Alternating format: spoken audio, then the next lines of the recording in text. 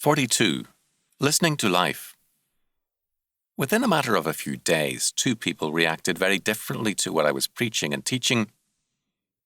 The first expressed dissatisfaction in a general way, but refused to discuss it, saying, "You're a hard person to talk to."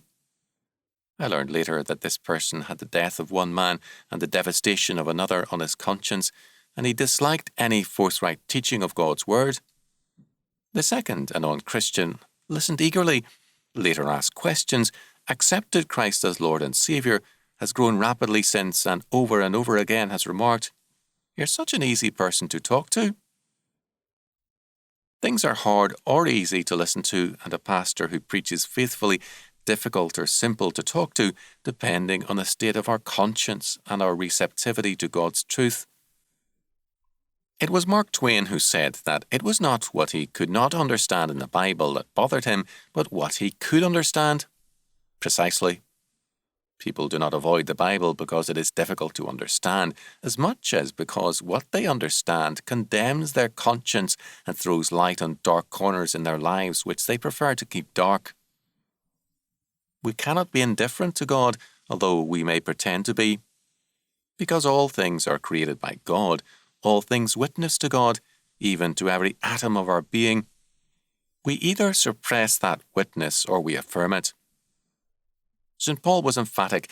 Every man, everywhere, has this resounding witness.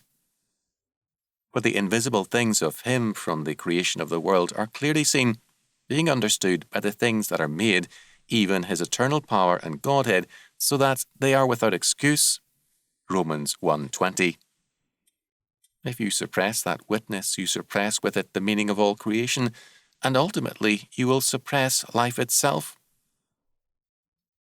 Our Lord declares in Proverbs 8:36, "All they that hate me love death." Our age is seeing the outworkings of the love of death in personal, national and international courses which are suicidal. The choice is the same as when Moses declared, "I have set before you life and death, blessing and cursing. Therefore choose life, that both thou and thy seed may live." Deuteronomy 39. Our Lord makes the issue even clearer. "I am the way, the truth, and the life." John 14:6. Now the question is this: are you listening to life?